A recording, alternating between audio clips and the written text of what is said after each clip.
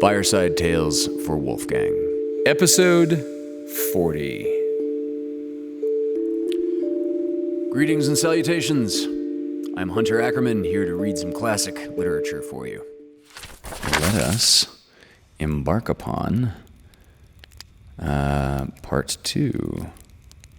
Let me quickly review where we left off from part 1 of The Legend of Sleepy Hollow. So, we know that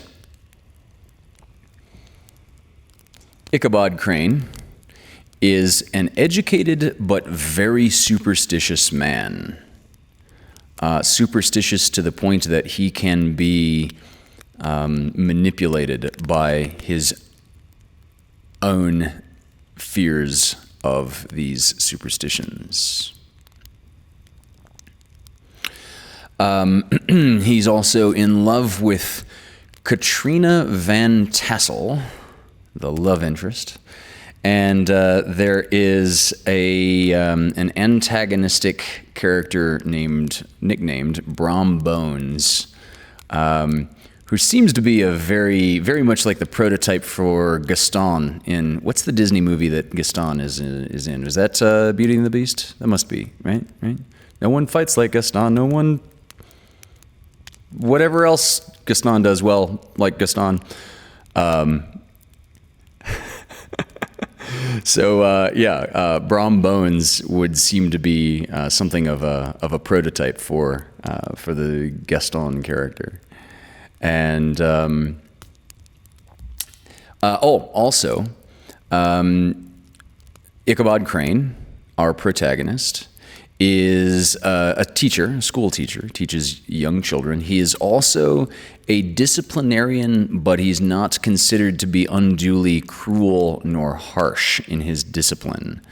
In this time, in this archaic time in which our story is set, it is quite acceptable to follow the biblical child-rearing advice that to spare the rod is to spoil the child. So Ichabod is a school teacher, and is an appropriately harsh but distinctly not cruel disciplinarian. One more thing. The Tappan Zee is, describable as a geologic formation. It's specifically an area of the Hudson River. It is not the 6th great ape primate that you never heard of in school. So with that, this is part 2 of The Legend of Sleepy Hollow.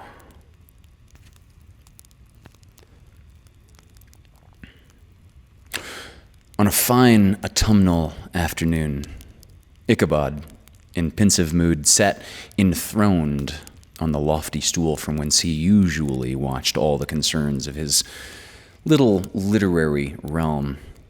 In his hand he swayed a giant ruler, that scepter of despotic power.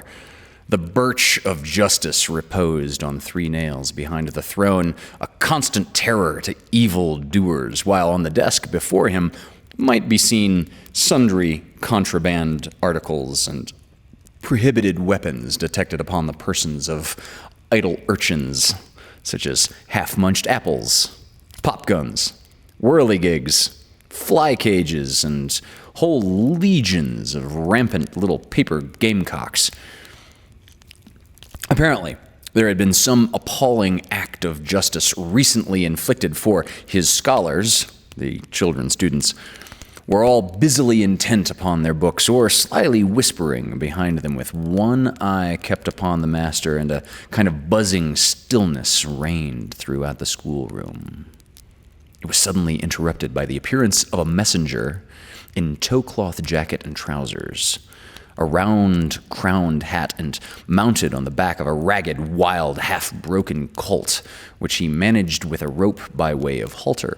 He came clattering up to the school door with an invitation to Ichabod to attend a merrymaking or quilting frolic to be held that evening at Mayen Herr van Tassel's, and, having delivered his message with that air of importance and effort at fine language, he dashed over the brook and was seen scampering away up the hollow, full of the importance and hurry of his mission. All was now bustle and hubbub in the late quiet schoolroom. The scholars were hurried through their lessons without stopping at trifles. Those who were nimble skipped over half with impunity, and those who were tardy had a smart application now and then in the rear to quicken their speed or help them over a tall word. Books were flung aside without being put away on the shelves. Inkstands were overturned, benches thrown down, and the whole school was turned loose an hour before the usual time, bursting forth like a legion of young imps, yelping and racketing in joy at their early emancipation. The gallant Ichabod now spent at least an extra half an hour at his toilette, brushing and furbishing up his best and only suit of rusty black, and arranging his locks by a bit of broken looking glass that hung up in the schoolhouse, so that he might make his appearance before his mistress in the true style of a cavalier. He borrowed a horse from the farmer with whom he was domiciled, and, thus gallantly mounted, issued forth like a knight-errant in quest of adventures. But I should, in the true spirit of romantic story, give some account of the looks and equipments of my hero and his steed. The animal he bestrode was a broken-down plow horse who had outlived almost everything but its viciousness. He was gaunt and shaggy. His rusty mane and tail were tangled and knotted with burrs. One eye had lost its pupil and was glaring and spectral, but the other had the gleam of a genuine devil in it. Still, he must have had fire and metal in his day, if we may judge from the name he bore of Gunpowder. He had, in fact, been a favorite steed of his old master's, the choleric Van Ripper, who was a furious rider and had infused, very probably, some of his own spirit into the animal. For, old and broken down as he looked, there was more of the lurking devil in him than in any young filly in the country. Ichabod was a suitable figure for such a steed. He rode with short stirrups, which brought his knees nearly up to the pommel of his handle. His sharp elbows stuck out like grasshoppers. He carried his whip perpendicularly in his hand like a scepter, and as his horse jogged on, the motion of his arms was not unlike the flapping of a pair of wings. A small wool hat rested on top of the man's nose for his scanty strip of forehead, and the skirts of his black coat fluttered out almost to the horse's tail. Such was the appearance of Ichabod and his steed as they shambled out of the gate of Hans van Ripper, and it was altogether such an apparition as is seldom to be met with in broad daylight. It was, as I've said, a fine autumnal day. The sky was clear and serene, and nature wore that rich and golden livery which we always associate with the idea of abundance. The forests had put on their sober brown and yellow, while some trees of the tenderer kind had been nipped by the frosts into brilliant dyes of orange, purple, and scarlet. Streaming files of wild ducks began to make their appearance high in the air. The bark of the squirrel might be heard from the groves of beech and hickory nuts, and the pensive whistle of the quail at intervals from the neighboring stubble field. The small birds were taking their farewell banquets. In the fullness of their revelry, they fluttered chirping and frolicking from bush to bush and tree to tree, capricious from the very profusion and variety around them.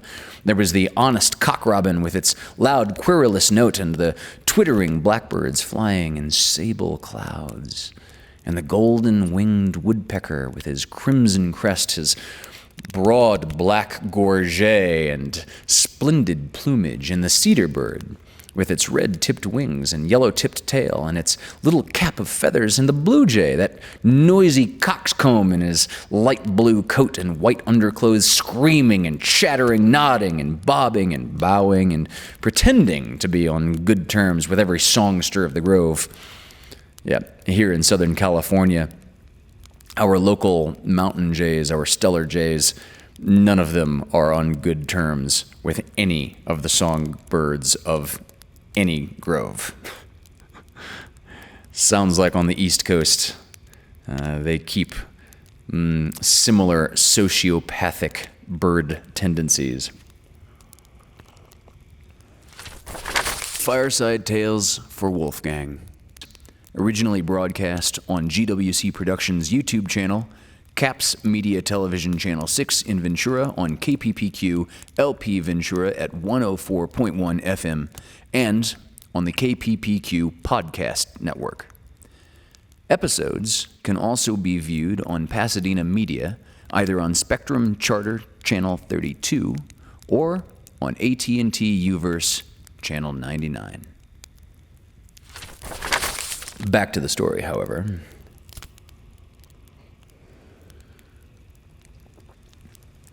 As Ichabod jogged slowly on his way, his eye ever open to every symptom of culinary abundance, ranged with delight over the treasures of jolly autumn. On all sides, he beheld vast store of apples, some hanging in oppressive opulence on the trees, some gathered into baskets and barrels for the market, others heaped up in rich piles for the cider press. Farther on, he beheld great fields of Indian corn with its wooden golden ears peeping from their leafy coverts and holding out the promise of cakes and hasty puddings, and the yellow pumpkins lying beneath them, turning up their fair round bellies to the sun and giving ample prospects of the most luxurious of pies. And anon, he passed the fragrant buckwheat fields, breathing the odor of the beehive, and as he beheld them, soft anticipations stole over his mind of dainty slapjacks, well buttered and garnished with honey or treacle, and the delicate little dimpled hand of Katrina Van Tassel. Thus, feeding his mind with many sweet thoughts and sugared suppositions, he journeyed along the sides of a range of hills which look out upon some of the goodliest scenes of the mighty Hudson. The sun gradually wheeled his broad disk down in the west. The wide bosom of the Tappan Zee lay motionless and glassy, excepting that here and there a gentle undulation waved and prolonged the blue shadow of the distant mountain. A few amber clouds floated in the sky without a breath of air to move them. It was toward evening that Ichabod arrived at the castle of the Heer Van Tassel, which he found thronged with the pride and flower of the adjacent country.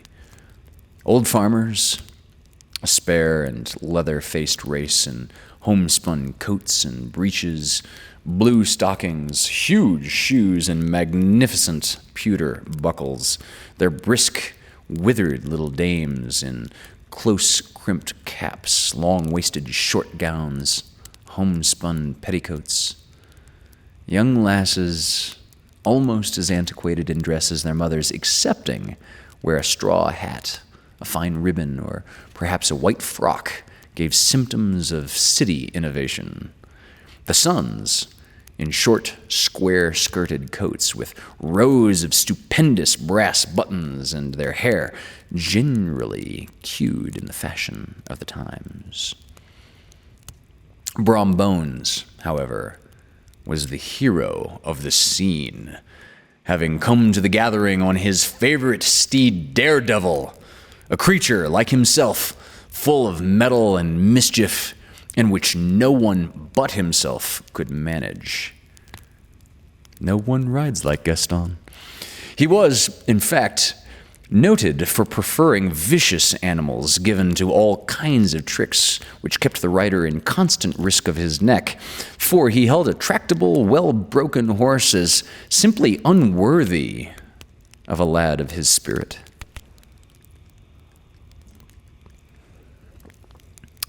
Fain would I pause to dwell upon the world of charms that burst upon the enraptured gaze of my hero as he entered the state parlor of Van Tassel's mansion, not those of the bevy of buxom lasses with their luxurious display of red and white, but the ample charms of a genuine Dutch country tea table in the sumptuous time of autumn. Such heaped up platters of cakes and various and almost indescribable kinds known only to experienced Dutch housewives.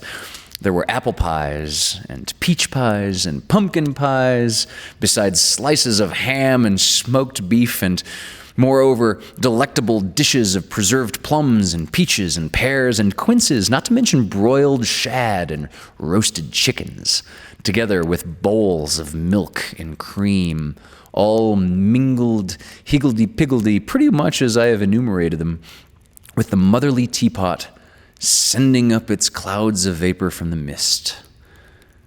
Heaven bless the mark. Happily, Ichabod Crane did ample justice to every dainty. He was a kind and thankful creature whose spirits rose with eating as some men's do with drink. He could not help, too, rolling his large eyes round him as he ate and chuckling with the possibility that he might one day be lord of all this scene of almost unimaginable luxury and splendor. Then, he thought, how soon he'd turn his back upon the old schoolhouse, snap his fingers in the face of Hans van Ripper and every other patron, and kick any itinerant pedagogue out of doors that should dare to call him comrade. Old Balthus Van Tassel moved among his guests with a face dilated with content and good humor, round and jolly as the harvest moon. Wow. Van Tassel reminds me of Fezziwig from Dickens, and the description of the sumptuous feast also reminds me of Scrooge's recollection from A Christmas Carol, but that is for another month in a later season.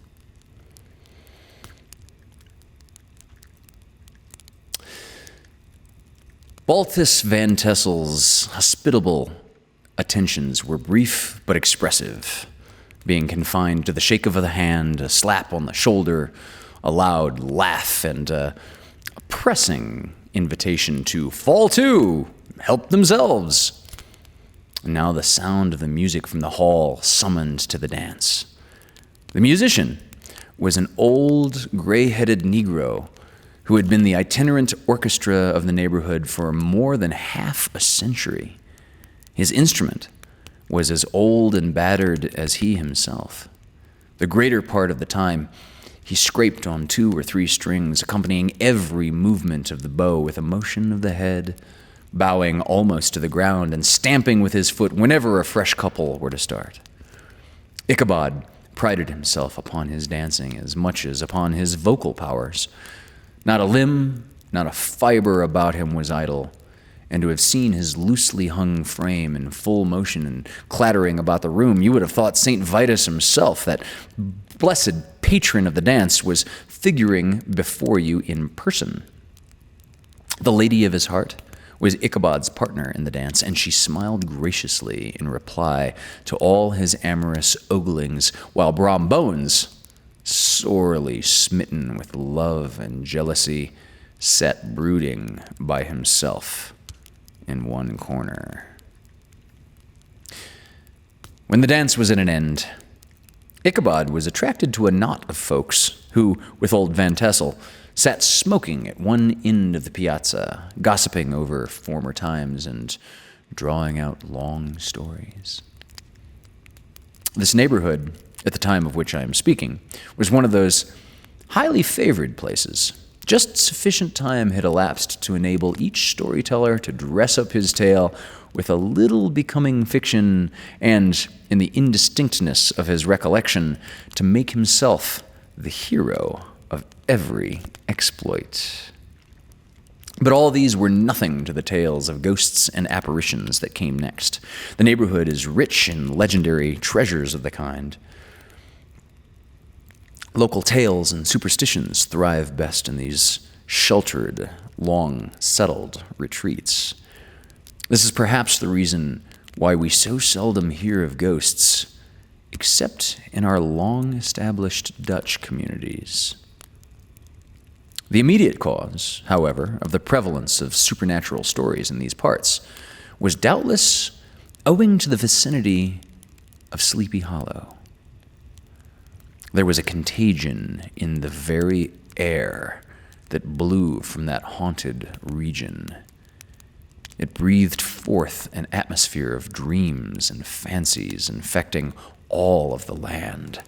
Several of the Sleepy Hollow people were present at Van Tassel's and, as usual, were doling out their wild and wonderful legends. Some mention was also made of the woman in white that haunted the dark glen at Raven Rock and was often heard to shriek on winter nights before a storm, having perished there in the snow.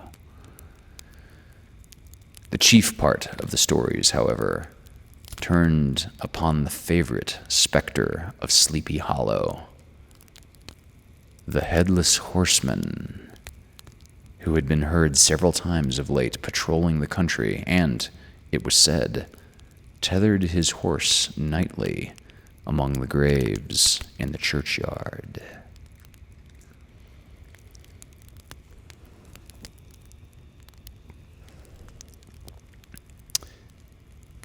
The sequestered situation of this church seems always to have made it a favorable haunt of troubled spirits.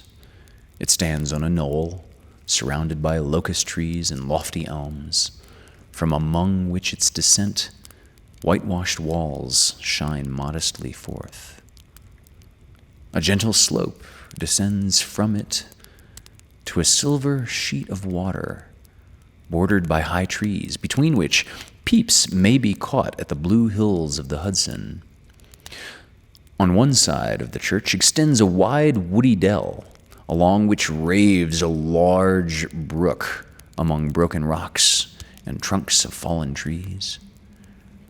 Over a deep black part of the stream, not far from the church, was formerly thrown a wooden bridge. The road that led to it and the bridge itself were thickly shaded by overhanging trees, which cast a gloom about it, even in the daytime, but occasioned a fearful darkness at night. Such was one of the favorite haunts of the headless horseman, and the place where he was most frequently encountered.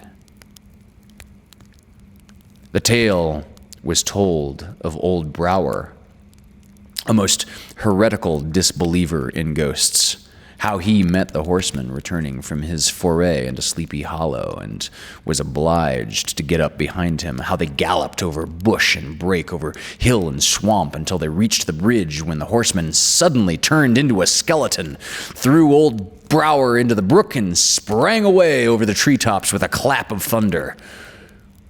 This story was immediately matched by a thrice marvelous adventure of Brom Bones, who made light of the galloping Hessian as an errant jockey.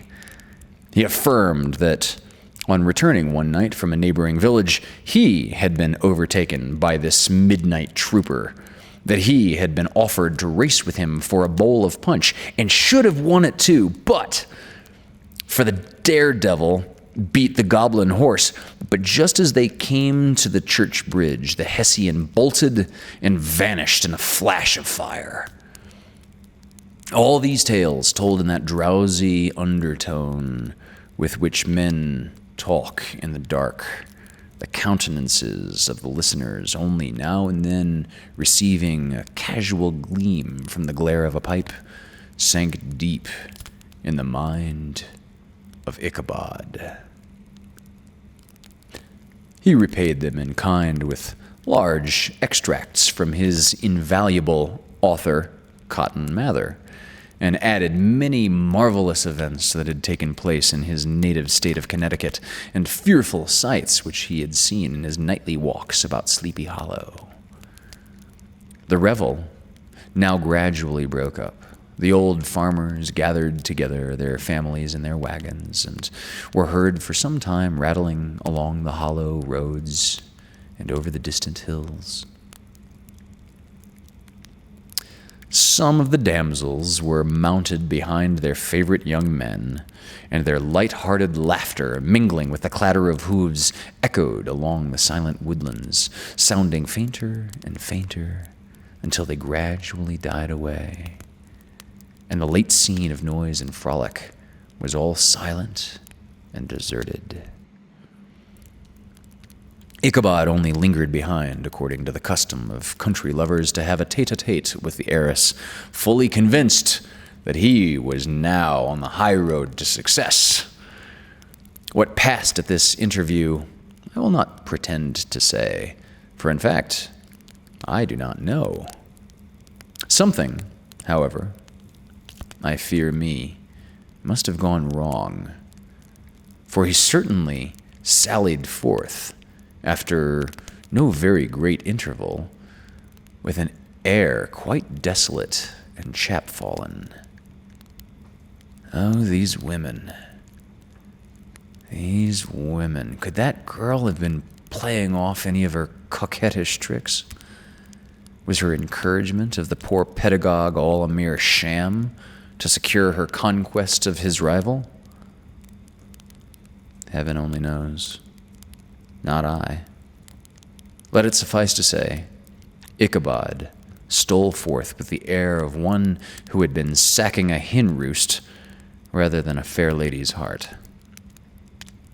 Without looking to the right or left to notice the scene of rural wealth on which he had so often gloated, he went straight to the stable, and with several hearty cuffs and kicks, roused his steed most uncourteously from the comfortable quarters in which he was soundly sleeping, dreaming of mountains of corn and oats and whole valleys of clover.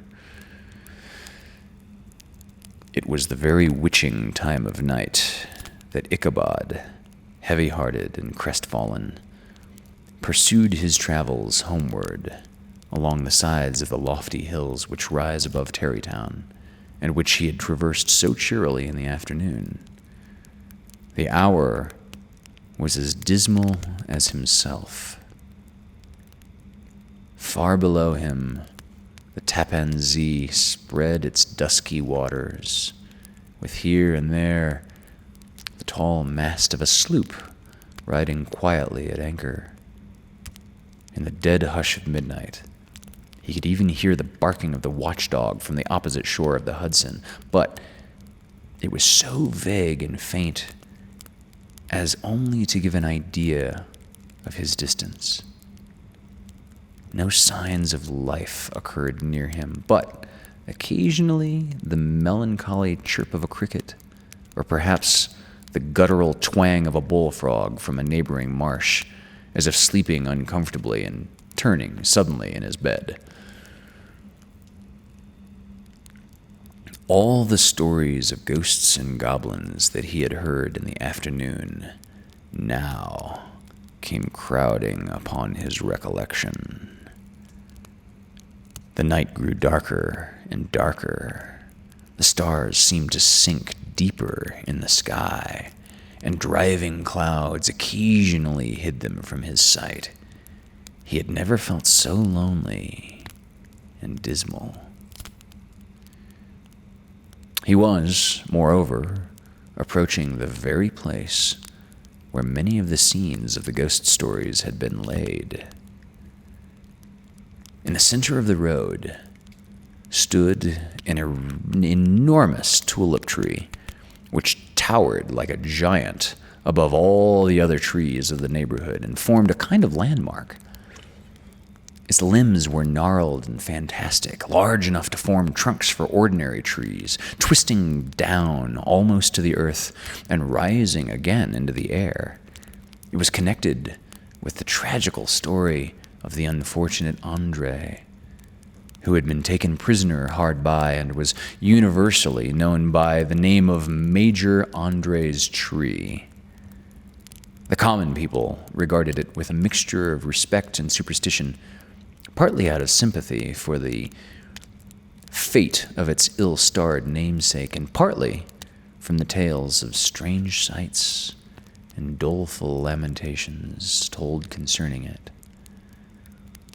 As Ichabod approached this fearful tree, he began to whistle.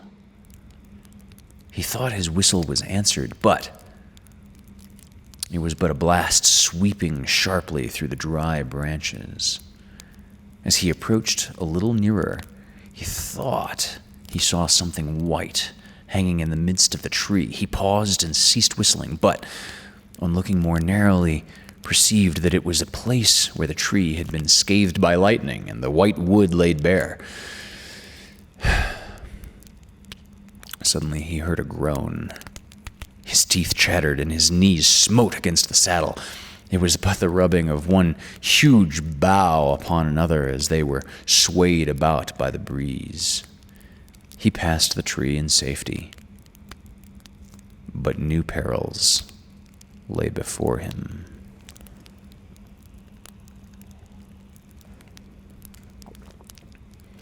About 200 yards from the tree, a small brook crossed the road and ran into a marshy and thickly wooded glen, known by the name of Wiley's Swamp. A few rough logs laid side by side served for a bridge over this stream.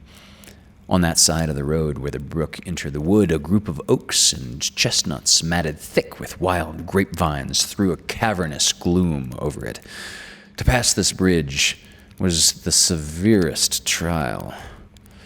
It was at this identical spot that the unfortunate Andre was captured, and under the covert of those chestnuts and vines were the sturdy yeomen concealed who surprised him. This has ever since been considered a haunted stream, and fearful are the feelings of the schoolboy who has to pass it alone after dark. As Ichabod approached the stream, his heart began to thump. He summoned up, however, all his resolution, gave his horse half a score of kicks in the ribs, and attempted to dash briskly across the bridge. But instead of starting forward, the perverse old animal made a lateral movement and ran broadside against the fence. Ichabod, whose fears increased with the delay, jerked the reins on the other side and kicked lustily with the contrary foot. It was all in vain. His steed started, it is true, but it was only to plunge to the opposite side of the road into a thicket of brambles and alder bushes.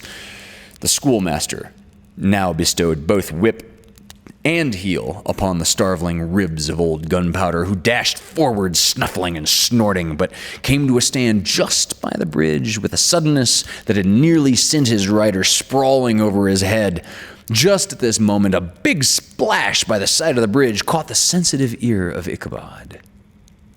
In the dark shadow of the grove on the margin of the brook, he beheld something huge, something misshapen, something towering. It stirred not, but seemed gathered up in the gloom, like some gigantic monster ready to spring upon the traveler.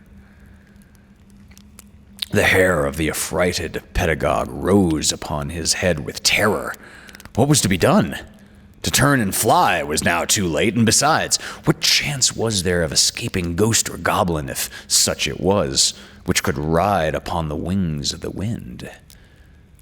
Summoning up, therefore, a shadow of courage, he demanded in stammering accents, "Who are you?"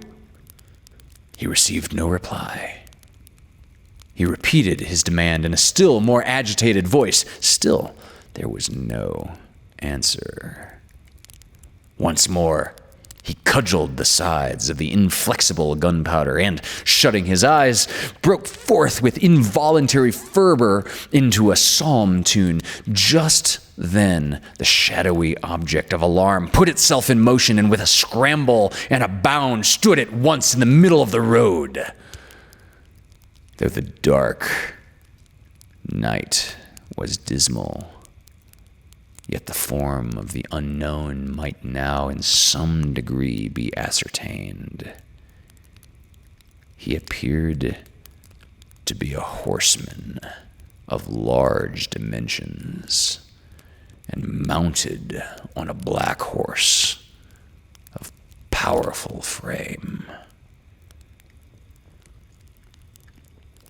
He made no offer of molestation or sociability, but kept aloof on one side of the road, jogging along on the blind side of old Gunpowder, who had now got over his fright and waywardness.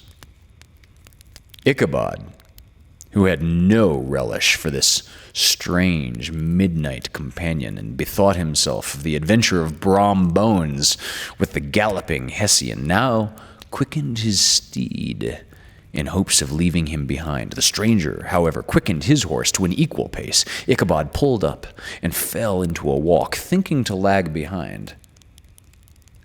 The other did the same.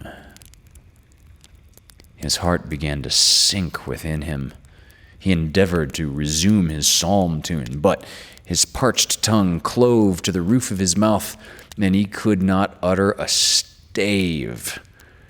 There was something in the moody and dogged silence of this pertinacious companion that was mysterious and appalling.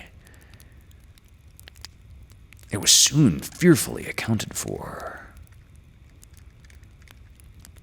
On mounting a rising ground, which brought the figure of his fellow traveler in relief against the sky, gigantic in height and muffled in a cloak, Ichabod was horror-struck on perceiving that he was headless. But his horror was still more increased on observing that the head, which should have rested on his shoulders, was carried before him on the pommel of his saddle. His terror rose to desperation. He rained a shower of kicks and blows upon Gunpowder, hoping by a sudden movement to give his companion the slip, but the specter started full jump with him. Away then they dashed through thick and thin, stones flying and sparks flashing at every bound. Ichabod's flimsy garments fluttered in the air as he stretched his long, lank body away over the horse's head. In the eagerness of his flight, they had now reached the road which turns off to Sleepy Hollow, but Gunpowder, who seemed possessed with a demon, instead of keeping up it, made an opposite turn and plunged headlong downhill to the left. This road leads through a sandy hollow shaded by trees for about a quarter of a mile, where it crosses the bridge famous in goblin story, and just beyond swells with the green knoll on which stands the whitewashed church. As yet, the panic of the steed had given his unskillful rider an apparent advantage in the chase, but just as he had got halfway through the hollow, the girths of the saddle gave way, and he felt it slipping from under him. He seized it by the pommel and endeavored to hold it firm, but in vain. He had just time to save himself by clasping old Gunpowder round the neck when the saddle fell to the earth, and he heard it trampled underfoot by his pursuer. For a moment, the terror of Hans von Ripper's wrath passed across his mind, for it was his Sunday saddle, But this was no time for petty fears. The goblin was hard on his haunches, and, unskillful rider that Ichabod was, he had much ado to maintain his seat, sometimes slipping on one side, sometimes on another, and sometimes jolted on the high ridge of his horse's backbone with a violence that he verily feared would cleave him asunder. An opening in the trees now cheered him with the hopes that the church bridge was at hand. The wavering reflection of a silver star in the bosom of the brook told him that he was not mistaken. He saw under the walls of the church dimly glaring under the trees beyond. He recollected the place where Brom Bones' ghostly competitor had disappeared. "If I can but reach that bridge," thought Ichabod, "I am safe." Just then, he heard the black steed panting and blowing close behind him.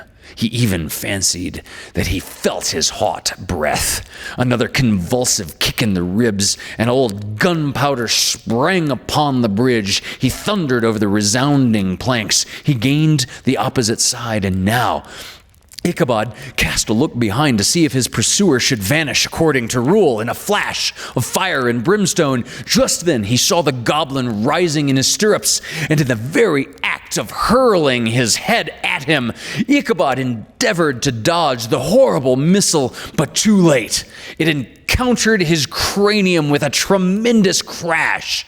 He was tumbled headlong into the dust, and Gunpowder, the black steed, and the goblin rider passed by like a whirlwind.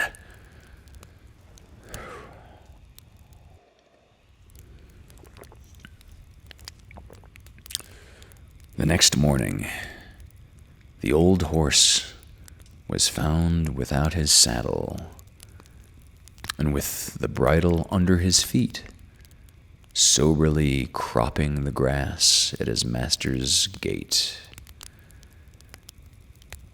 Ichabod did not make his appearance at breakfast. Dinner hour came, but no Ichabod. The boys assembled at the schoolhouse and strolled idly about the banks of the brook, but no Ichabod. Hans Van Ripper now began to feel some uneasiness about the fate of poor Ichabod and of his own saddle. An inquiry was set on foot, and after diligent investigation, they came upon his traces. In one part of the road leading to the church was found the saddle, trampled in the dirt. The tracks of horses' hooves, deeply dented in the road and evidently at furious speed, were traced to the bridge, beyond which, on the bank of a broad part of the brook, where the water ran deep and black, was found the hat of the unfortunate Ichabod, and close behind it, a shattered pumpkin.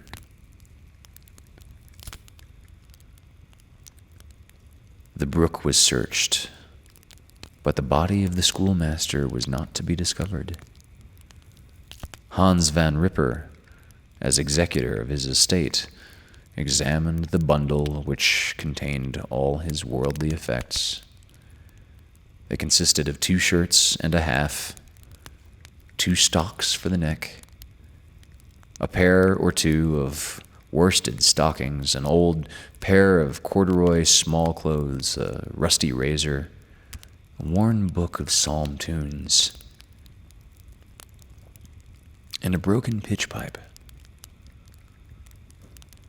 As to the books and furniture of the schoolhouse, they belonged to the community, excepting Cotton Mather's History of Witchcraft, a New England almanac, and a book of dreams and fortune-telling, in which last was a sheet of foolscap, much scribbled and blotted in several fruitless attempts to make a copy of verses in honor of the heiress of Von Tessel.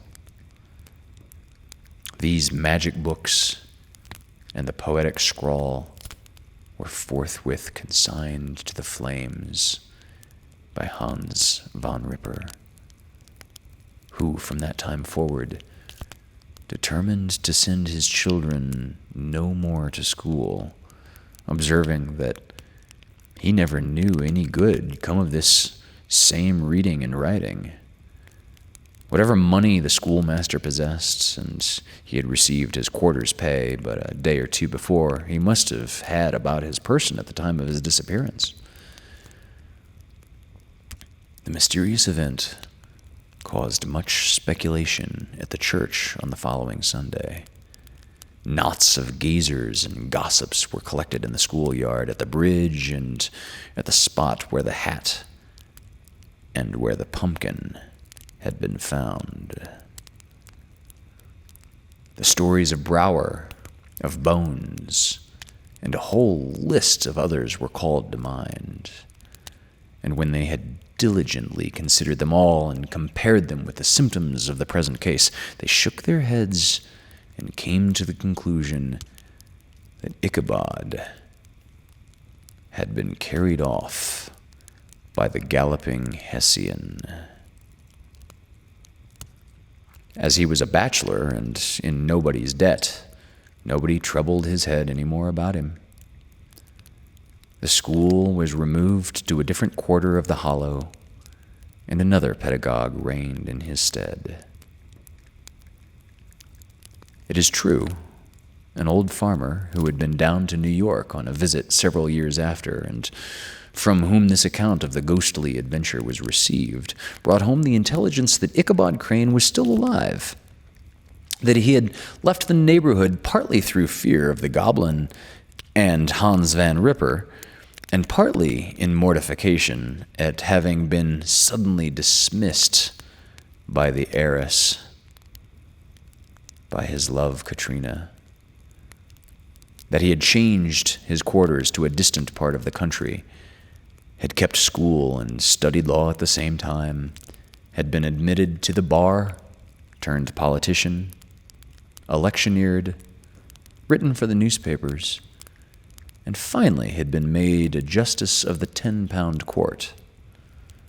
Brom Bones, too, who shortly after his rival's disappearance conducted the blooming Katrina in triumph to the altar, was observed to look exceedingly knowing whenever the story of Ichabod was related, and always burst into a hearty laugh at the mention of the pumpkin, which led some to suspect that he knew more about the matter than he chose to tell. The old country wives, however, who are the best judges of these matters, maintain to this day that Ichabod was spirited away by supernatural means. And it is a favorite story often told about the neighborhood round the winter evening fire. The bridge became more than ever an object of superstitious awe, and that may be the reason why the road has been altered of late years, so as to approach the church by the border of the mill pond. The schoolhouse, being deserted, soon fell to decay,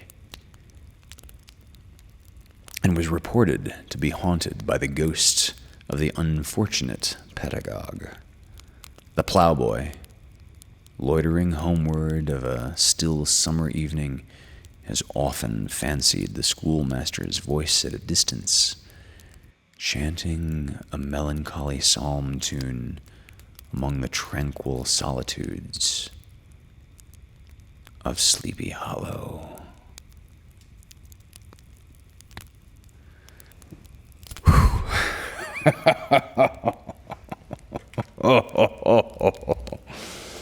Oh my. Wow. I hope you all enjoyed that as much as I did. That man.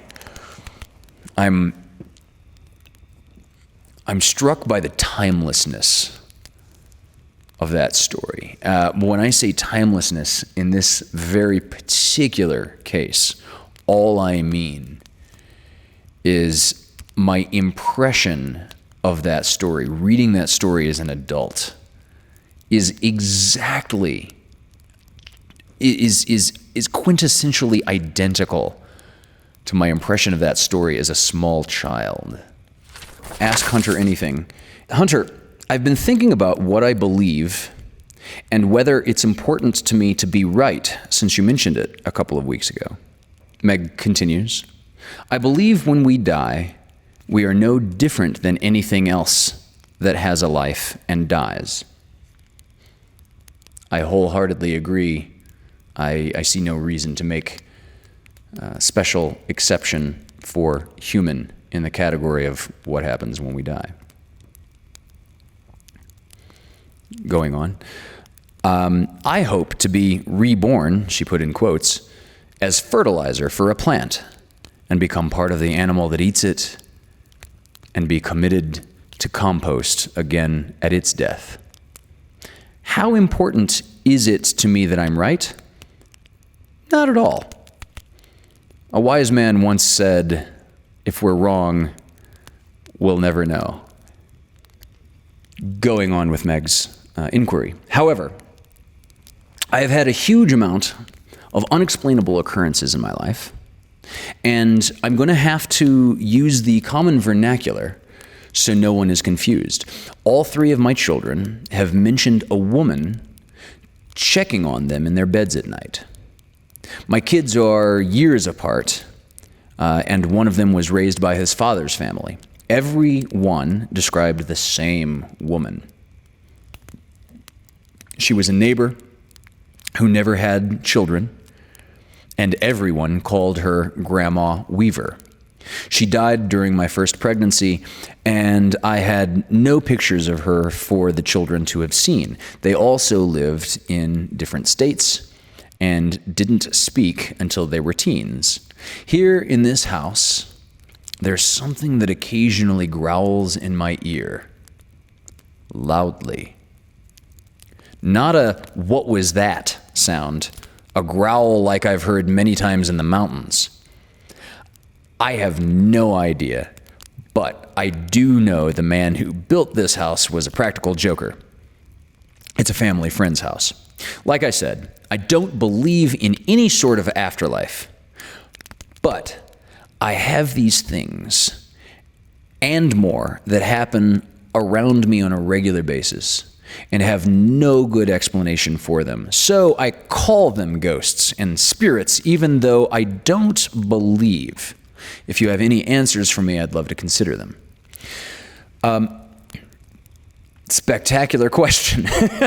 Spectacular question. So I'm going to parse this a piece at a time. The latter part.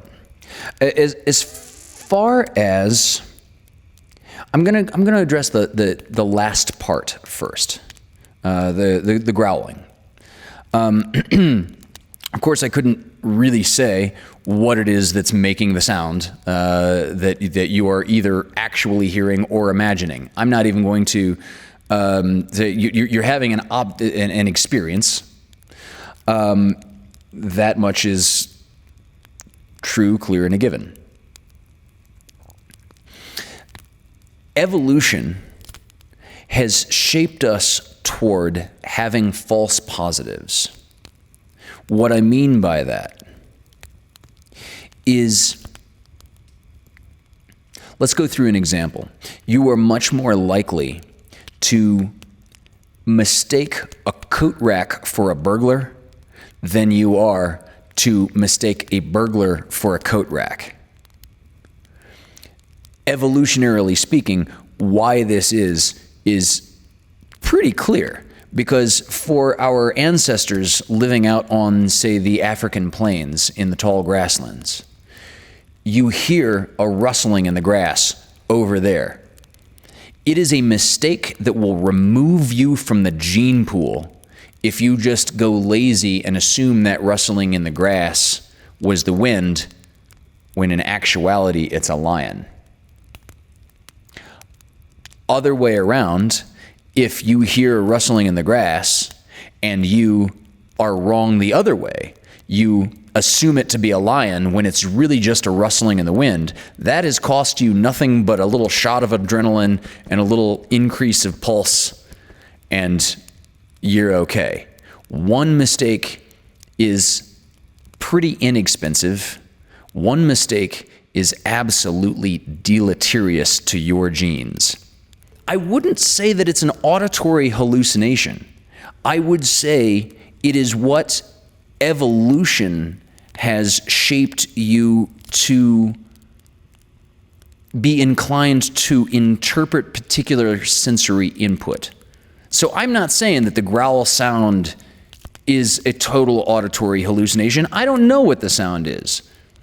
Maybe the sound is real, but it's not an animal or a ghost or a spirit, or maybe it's something very natural about your heat return system. I have no idea what's making the sound. All I can do is account for why you would be likely to think that it's something or someone when you know intellectually, rationally, that there's no basis for that justification whatsoever. As far as the children are concerned, I've got one other little funny thing. So as far as the children and Grandma Weaver go, so this jumps out at me as an obvious conflation of, let's call it comparing notes. They should not know that from their position. And so as people sort of fill in details for each other about explanations for things, particularly supernatural explanations for things, it turns into this, like a stone soup of an explanation, where one person brings carrots, one person brings celery, one person brings broth, some salts, some herbs, etc. And when it's three people comparing notes, they end up telling stories that build upon each other, because anthropologically, that is also how we are evolved. We are socially evolved storytellers. And so they end up saying, well, I saw this, and another person says, I saw this, and another person says, I saw this. None of these details are in conflict with each other. All of these details could be interpreted as an experience of the same entity, as observing the same person, thing, ghost. And so it becomes extraordinarily compelling that these kids that were not near each other and were not seeing the same things at the same time had totally internally consistent notes or observations that seem to zipper together into one cohesive story. Please keep questions coming in on really any subject that I might have some insight or illumination if I can help. Thank you for joining us for this episode of Fireside Tales for Wolfgang. You can view more of my work at Hunter's Acoustic Cabin. Directed by Hunter Ackerman. Produced by GWC Productions. In memory of Wolfgang Beastly. Originally broadcast on GWC Productions' YouTube channel, Caps Media Television Channel 6 in Ventura on KPPQ LP Ventura at 104.1 FM, and on the KPPQ Podcast Network. Episodes can also be viewed on Pasadena Media, either on Spectrum Charter Channel 32 or on AT&T UVerse Channel 99.